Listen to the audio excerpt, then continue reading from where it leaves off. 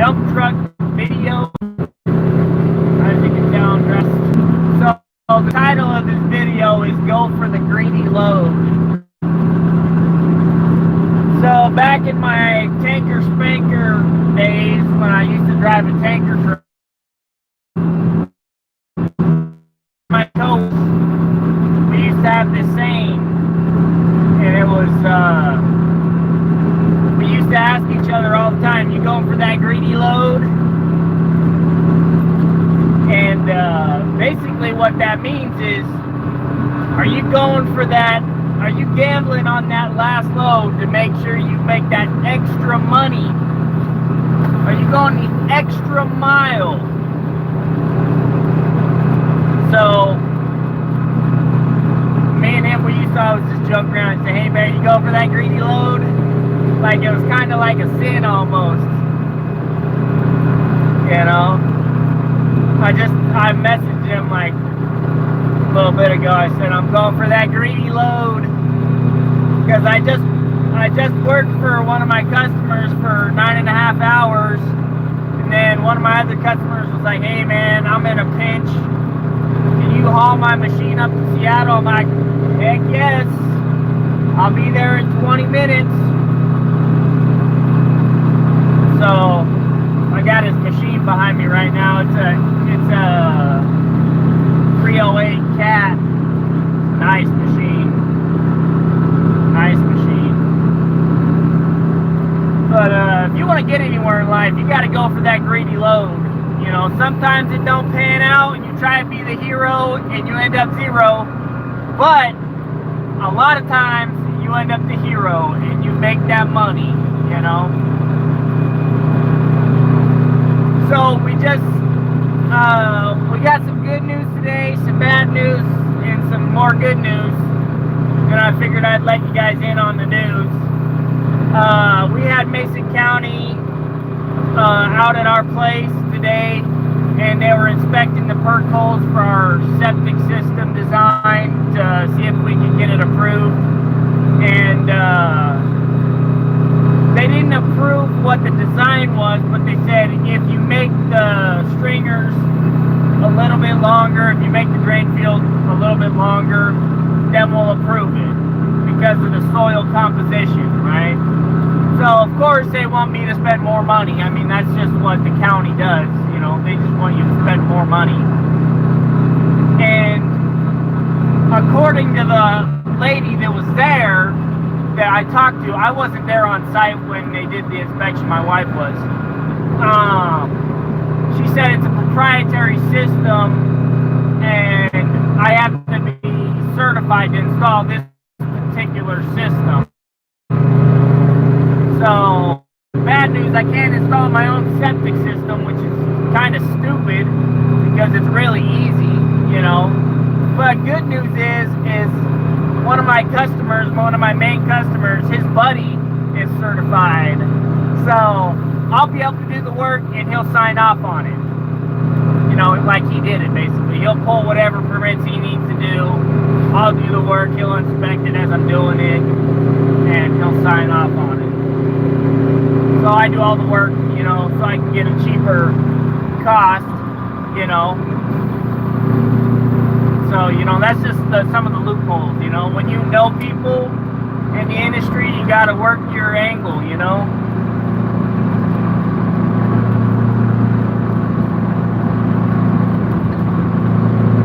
So, another good news is I just got a check for $25,000 from Columbia for the downtime that I had with the super dump, which was very, very nice of them, and I appreciate the hell out of them for it, you know. And it's not every day that, you know, a company will, you know, stand behind their products, you know. Is $25,000 gonna cover all my losses that I made with the super dump? No, but it's a good show of effort on their part, you know, saying, hey, you know, we understand, you know, it sucks, you know, it's not really our fault, it's not your fault, it's just the way the card's played out, basically. Of course, this moron's gonna zoom up here. Dude, I got a trailer on. I need to get over.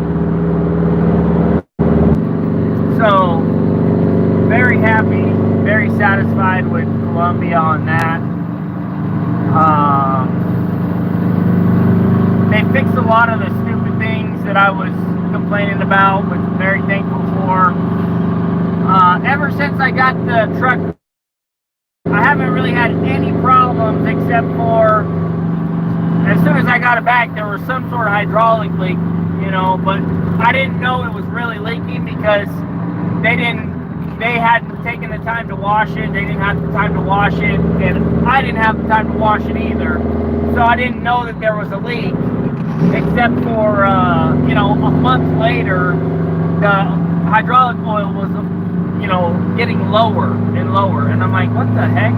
So me and my driver were trying to figure out where it was coming from, and we couldn't figure it out. And then, so we washed the truck a whole bunch of times trying to figure out where it was coming from, and couldn't really figure it out. But then I finally, one day after work, I took the cap off of where the valves and stuff were, and because the leak would only happen when you were raising or lowering the strong arm, which we didn't know. You know, there was no visual evidence, except for, you know, after the first load of the day, everything was covered in oil. You know? So,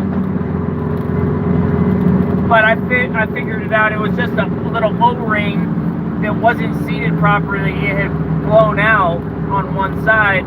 So whenever we were lowering the strong arm, it would be pissing out hydraulic fluid.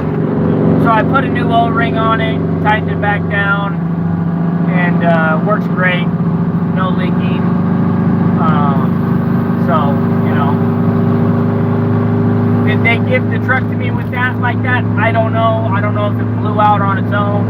I mean, mechanical things like that happen all the time. So, can't really blame one person.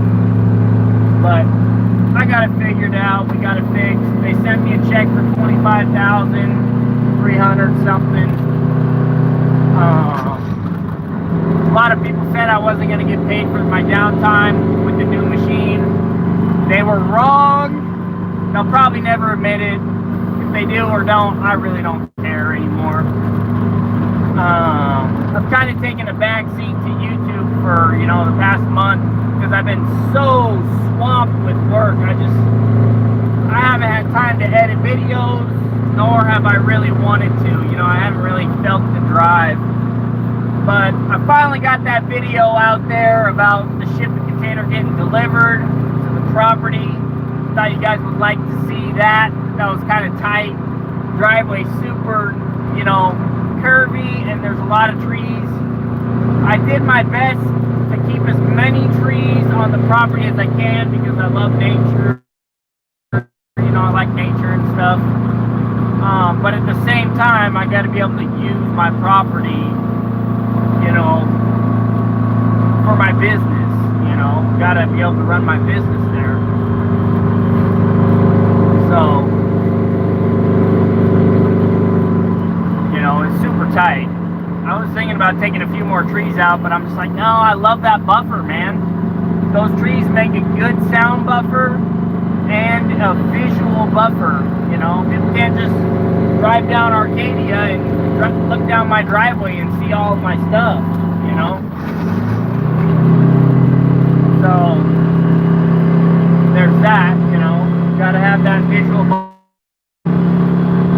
Especially with the way the laws are in Mason County, if you're running a business, they cannot see, your neighbors cannot visually see your stuff. Like, if they can see your stuff, then if they complain, then you could probably get in trouble. So, all my trees help me, you know.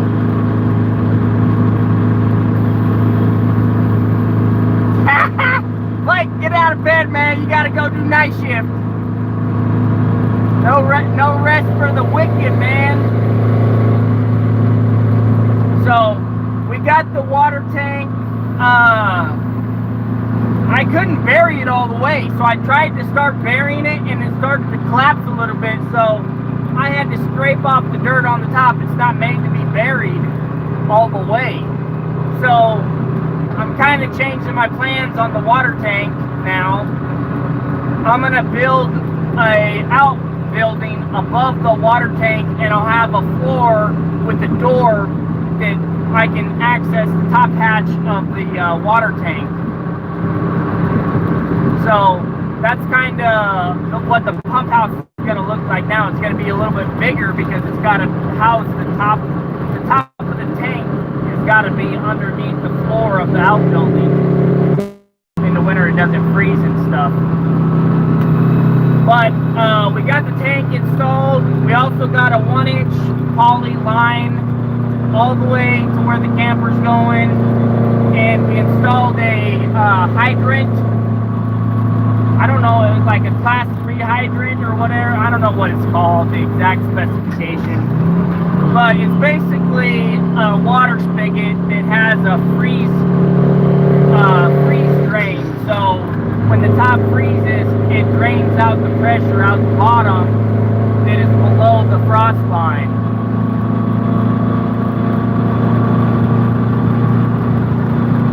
What's up, Johnny? So that's what we installed. We haven't done our well yet. So expensive. So expensive. So what we'll probably do is we'll probably pay to have Water Buffalo come and fill my 1,100 gallon water tank with some potable water. It's like $550 to have them come out there and deliver 1,100 gallons. So, you know, it is what it is.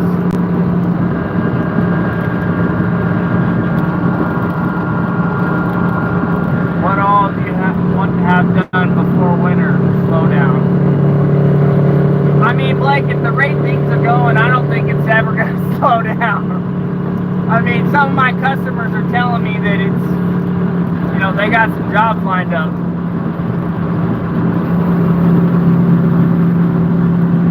So, I don't know, you know. So, kind of my goals are, before we move into the camper, I gotta have water. I gotta have my electricity figured out, you know.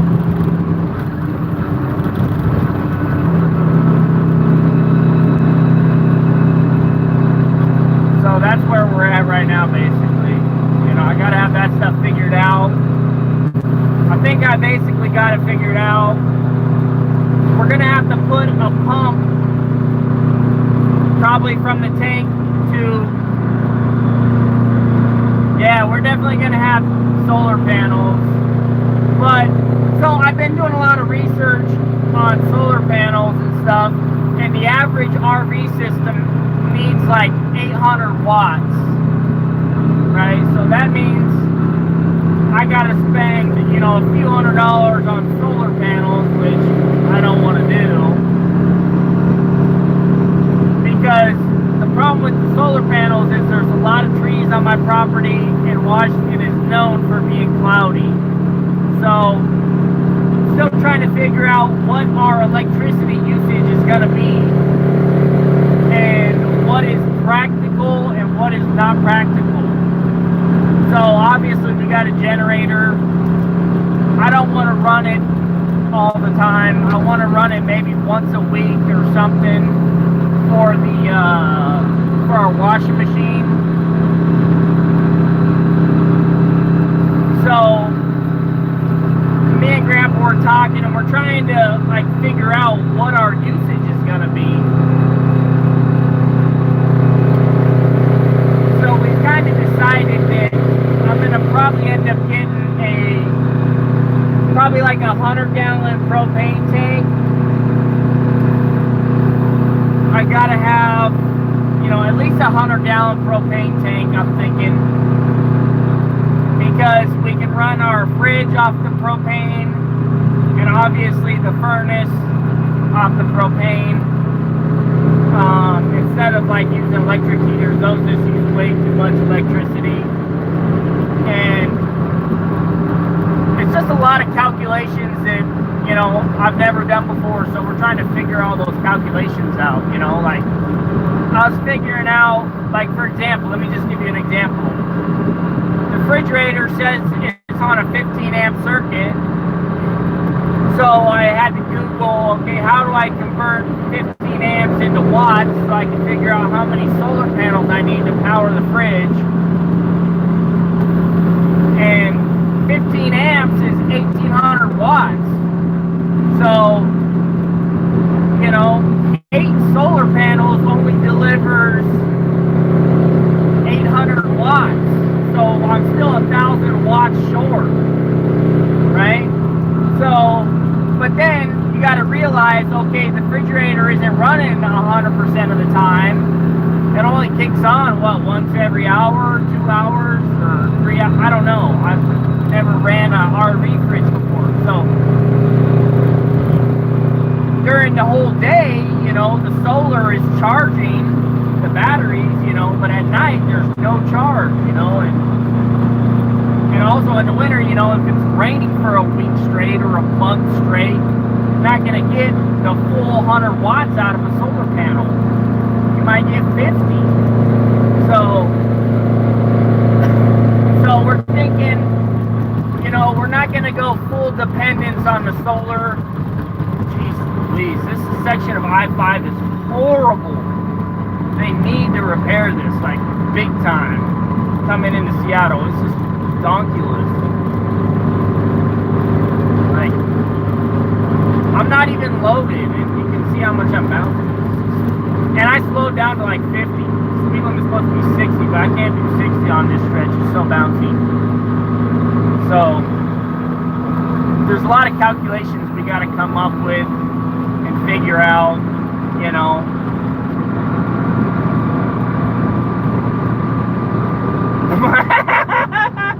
Yeah, Blake, extension cord, no, not happening, not happening. But in Peru, they do that stuff in Peru, you know. When I was in Peru, dude, I was in this area called 12 de Junio, Via Maria Triunfal, and I was in this pueblo, right? And everybody had extension cords like on like these little sticks. They were like 1x1s, you know, like 10 feet in the air. And they were just going straight down to the city and going up. That's how people had electricity. It was just nuts. In America, they won't let you do that stuff. That's illegal, man. If they find out you're doing that, you'll get in big trouble. But in foreign countries, you do what you gotta do, you know, to survive. In America, they won't let you do that kind of stuff.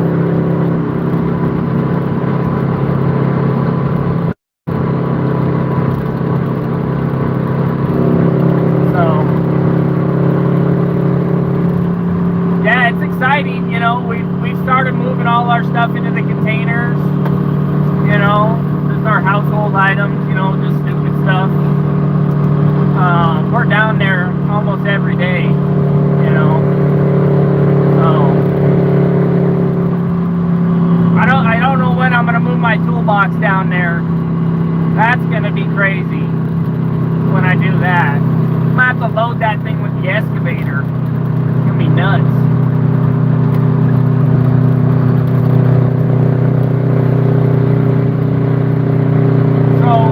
Going into the heart of downtown Seattle. We're getting up on Seneca Street.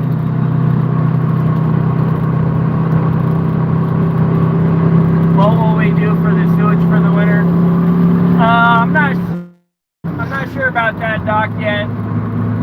Worst case scenario, we have to take our RV to a dump site, you know, every week or every month or however often, and dump it. Maybe we'll have our septic system installed that we have a permit for. Maybe we won't. I don't know. We're gonna have to wait and see.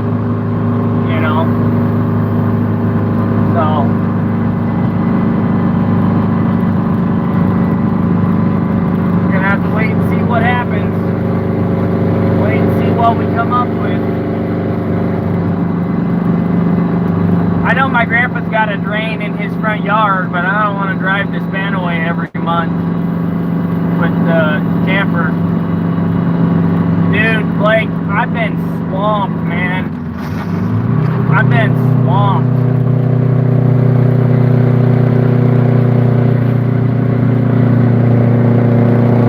I've been working non-stop, man. Non-stop. The past 3 months, let's see, yeah, 3 months basically, have been over 40,000 in revenue each month. Both trucks been working every single day. Every single day. And, you know, my driver's like, man, you need to hire another driver. He's like, we got enough to do the night work, but you got to hire another driver. And I'm like, you know, but it's too late in the season to hire somebody right now. You know, next summer I'll probably definitely hire another driver. Definitely. I'll hire to drive this truck, and I'll run the machines.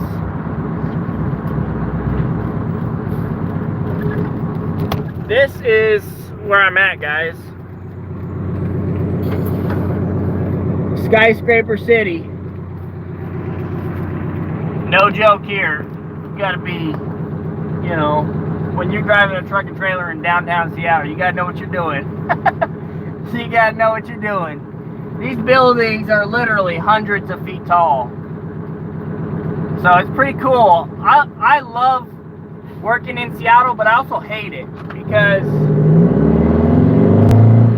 my favorite thing is screaming down the streets in my old Detroit, you know, that this was literally built with this truck, you know, and everybody's always like, oh, you know, because it's so loud. It's just funny as heck.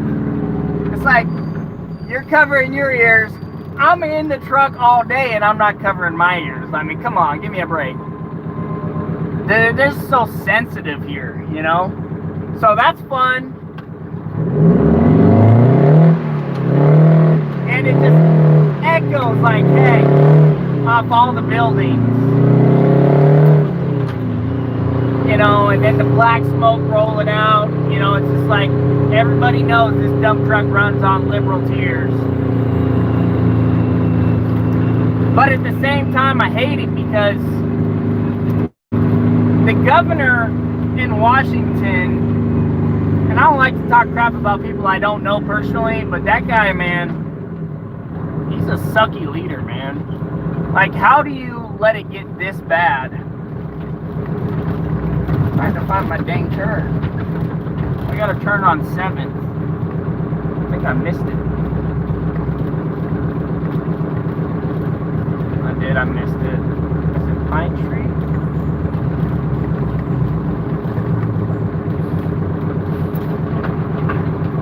I missed it. Dang it.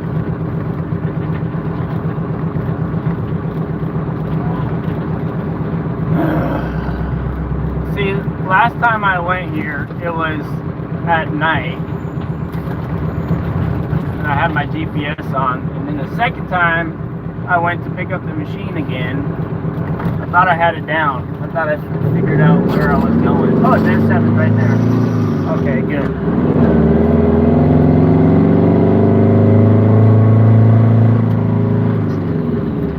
But you literally gotta know what you're doing when you're driving in Seattle.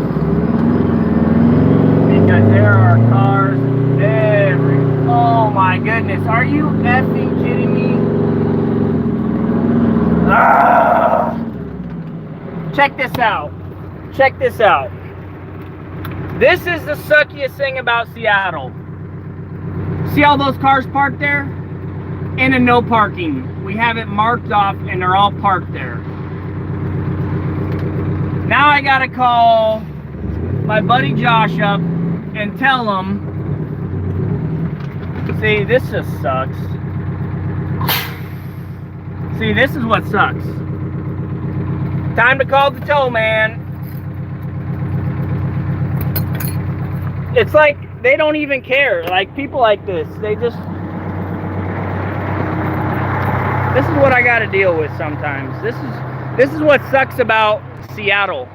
Look at this. Monday through Friday. What do you want me to do? So now I gotta call towing and get these guys out of the road. I gotta pull up so these guys can get by. I'll catch you guys on the next one.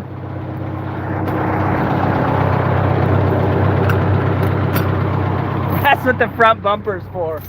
Yeah, I wish. Well, I could unload the excavator and just start pulling them out of the place. You know, I could do that. But look at these morons. Like, this is what Seattle sucks. This is why Seattle sucks. You know, these stupid morons parking in a clearly marked. And these idiots, they probably took all the cones that were here and they probably threw them over there too. They're like, oh, if this guy's doing it, I'm gonna do it. And then next thing you know, you got a freaking line of cars where you're supposed to be parked. So now it sucks because now my buddy's bill just got bigger because I'm gonna be sitting here waiting for the tow guy, you know. So I go for the greedy load and it ends up getting real greedy because now I gotta sit here and screw my time. Just push them into a pile. I'll pay to watch. Okay, if the numbers reached hundreds of thousands in the super chat, I would be willing to do that. Just for, you know, a few nights in jail, you know. I didn't see him, honestly, officer. I was just looking at the GPS and the dump truck, the weight just pushed him. I'll spread the word. Yeah. 7 to 6 p.m.